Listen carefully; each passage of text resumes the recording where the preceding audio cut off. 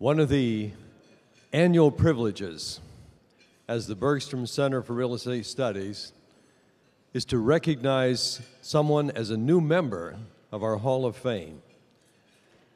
The Bergstrom Center Hall of Fame honors leaders whose extraordinary lifetime contributions have shaped the real estate industry for the better.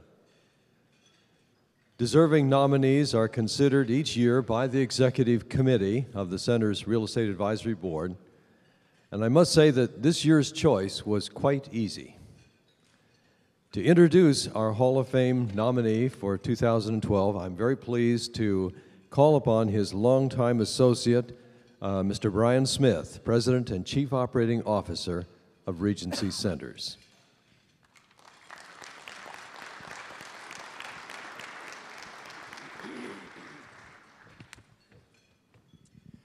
Thank you, Dr. Archer, for the honor and really for the privilege of being able to introduce today a special individual who is so deserving of the recognition he's getting today.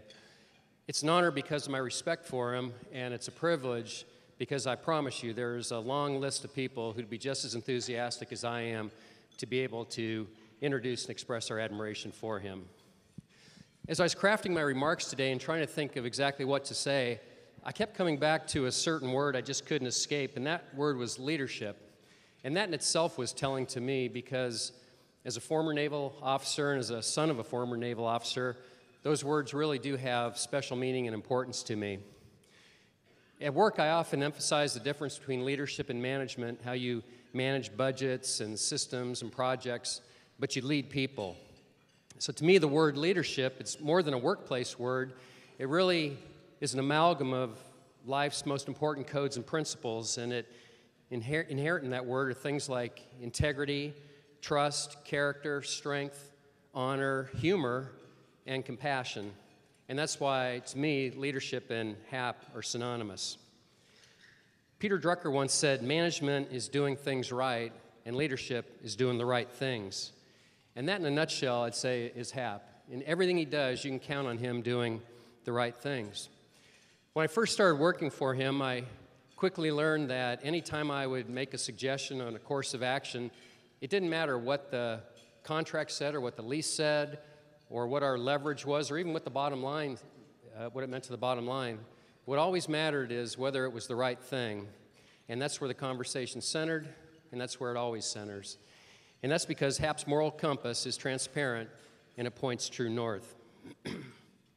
By now you know Stein is chairman and chief executive officer of Regency Centers, which is a publicly traded REIT that owns, operates, and develops shopping centers across the United States. When he joined the company, he followed that wise axiom that I certainly believe in that says, before you can lead, you have to learn how to follow. It's an important recipe for building leaders who know the business inside and out, who are humble, and who can walk in the shoes of the other employees and as a result earn their love and admiration. And in that regard, HAP's cup runneth over.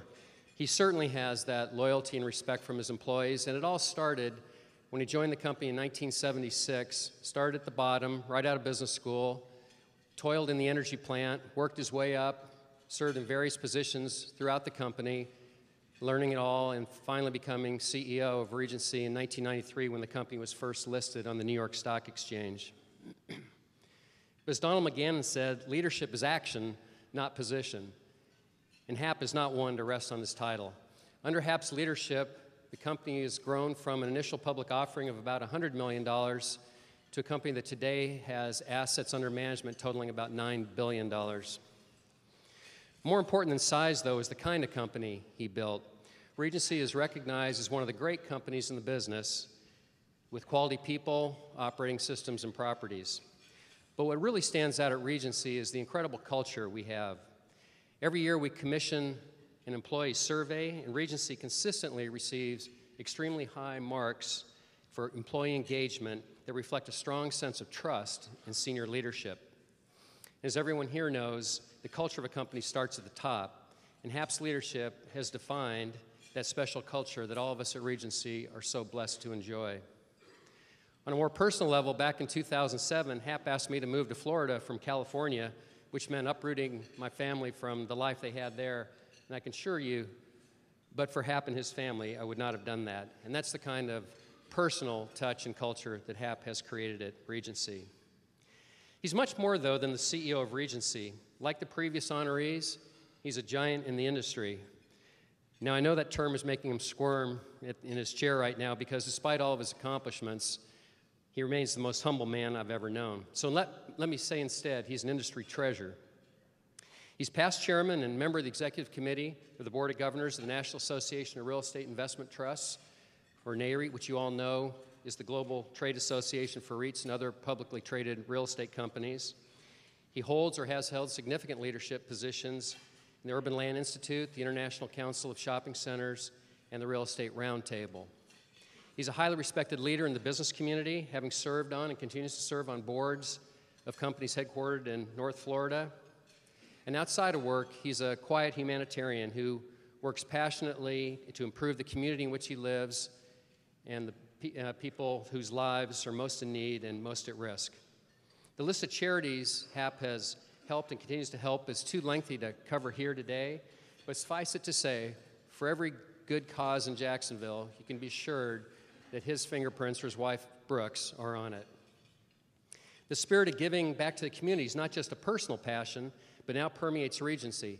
Thanks to Hap's leadership, Regency and its employees will contribute over $1 million to charitable causes in 2012. But dollars aren't everything. Since I've been with the company, every year, all of Regency's offices across the country close their doors for at least one day to build homes for the needy under the Habitat for Humanity program. Again, this is a result of Hap's leadership. So in the end, he's an incredible CEO, an industry treasure, a humanitarian philanthropist, a community leader, and I almost forgot, a seriously avid Gator fan. But when you strip it away, he's even better than that. He's just Hap. And whether it's his employees, his friends, his peers, or his family, he's beloved. So with that, please join me in welcoming the Bergstrom Center for Real Estate Studies Hall of Fame's latest inductee, Hap Stein.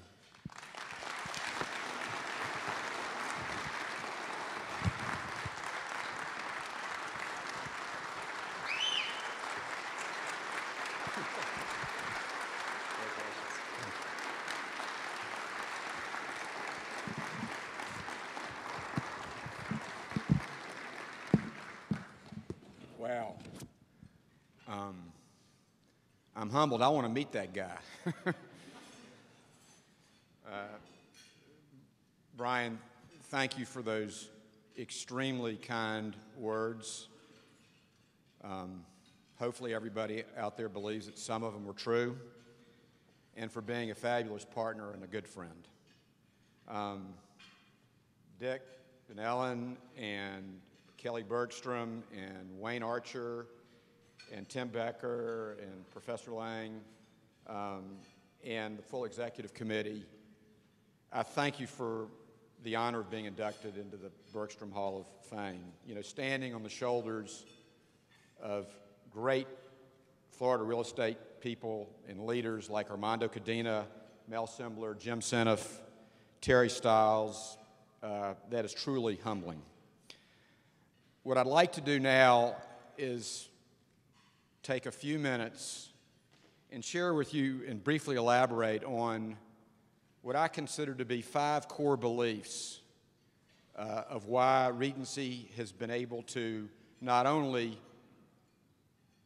successfully navigate booms and busts, but today, as Brian said, we really think that we are the preeminent shopping center company in the country. And please listen carefully, because hopefully there in those beliefs there's some truths that you can apply to your business or your future career. First, as Brian indicated, and for those that know Regency, we believe in owning high-quality, dominant infill shopping centers that are anchored by great supermarket chains like Publix and are located in attractive trade areas with very strong demographics. As we all know, people got to eat. And with grocery stores and restaurants representing our 2 largest categories, we kind of feel that obviously, as we just heard, the world is changing. There will be a new normal, but that the dominant infill shopping centers anchored by great supermarkets like Publix are going to be recession and internet resistant. You know, having chains they generate almost 20,000 shopper visits to our shopping centers each and every week, because those great anchors are averaging about $25 million in our centers. So this proven formula of highly productive anchors in trade areas with strong purchasing power, our average demographics within a 3-mile radius are $100,000 of average household income and 90,000 of population density, appeals not only to great anchors, but also to best-in-class side shop retailers like Five Guys, like PetSmart, like Chipotle, Starbucks, Chase Bank, and Great Clips, and many others. These tenants we signed multiple leases with last year. And as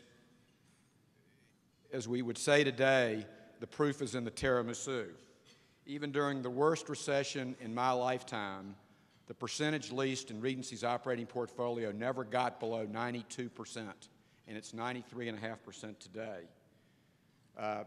This great leasing team that we have, and there's two guys down here, Mike Kinsella and Ross Kirchman, who've got leases ready for signature. Any retailers here that want to sign leases. They signed 7 million square feet of new leases and renewals last year. Our second core belief is continually upgrading the quality of our net operating income.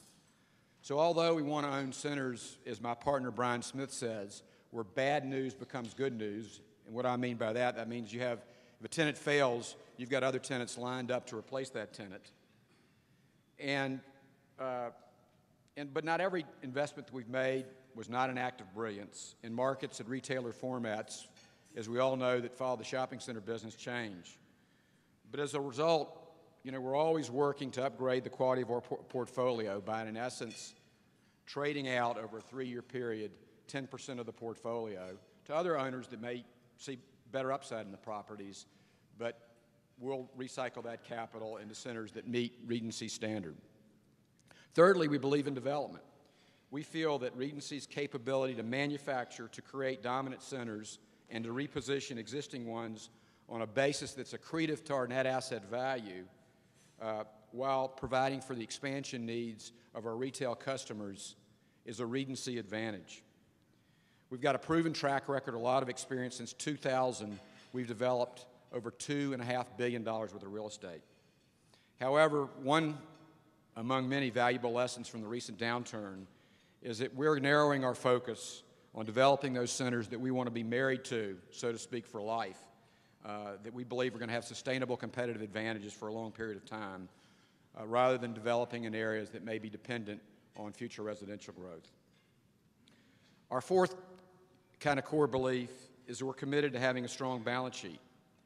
Perhaps the most important, poignant lesson from the recent financial crisis is that balance sheets, access to capital, maturities, all matter a lot.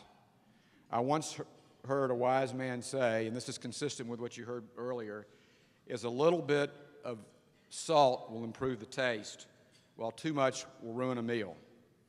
And leverage is like salt. It can build fortunes, meaning good meals, and it can also cause them to disappear, sometimes overnight. So today, Regency's balance sheet is investment grade rated. We have negligible maturities. We have over $500 million of capacity on our line of credit. And last week, to give you an example, we access to the capital markets. In less than 48 hours, we raised over $250 million on a perpetual preferred stock offering. That's still pretty impressive to me. Finally, and if you heard nothing else from Brian's introduction, and what meant the most is the one belief that has ingrained me. And you know what? Brian says I'm humble, but I have a pretty good amount of self-esteem. But it did help a little bit with my career path that my last name was Stein. It was the same as the founders of the company. So to think that didn't have anything to do with anything, I'm not that naive. So, but since 1963, when my parents founded the company, Regency's people are truly our most important asset. And today, they are our distinguishing advantage. It is often said that location, location, location are the most important attributes in real estate. But while location is important, people do business with people. And real estate, like most other businesses I know, is a people business. The people of Regency are key to building enduring customer relationships, to passionately making Regency a recognized industry leader, and to ultimately growing shareholder value. Every success that Brian talked about that I have enjoyed and that our company has enjoyed is due to the exceptional team at Regency. So, what do these core beliefs mean to you?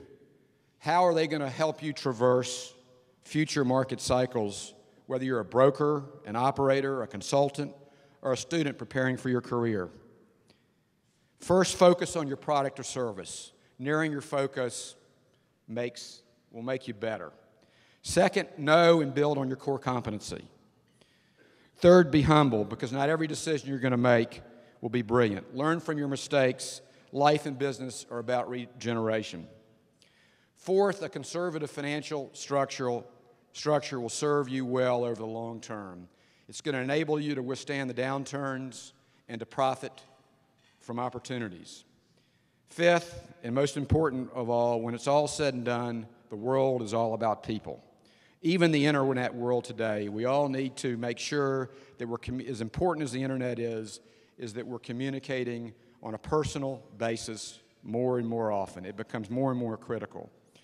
And said another way, trust, integrity, and effectively doing what you say you're going to do are going to create and build relationships. Finally, be passionate about success. And on that note, I'll leave you with one of my favorite poems, which up until I looked it back up again, I thought was written by Ralph Waldo Emerson, but it's really inadvertently attributed to him. It's called Success. Those at Regency have heard it before. Those out there may have heard it before, but let me read it for you now.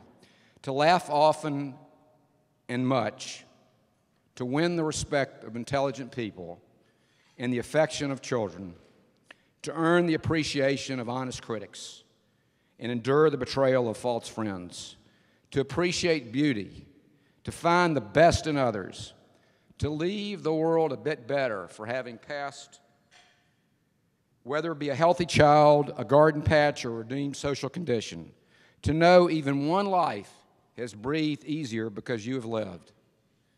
This is to have succeeded. So thank you. I treasure this. I'm flattered. Thank you again, Brian. Thank you, my colleagues. And thank you, and do leave the world a bit better.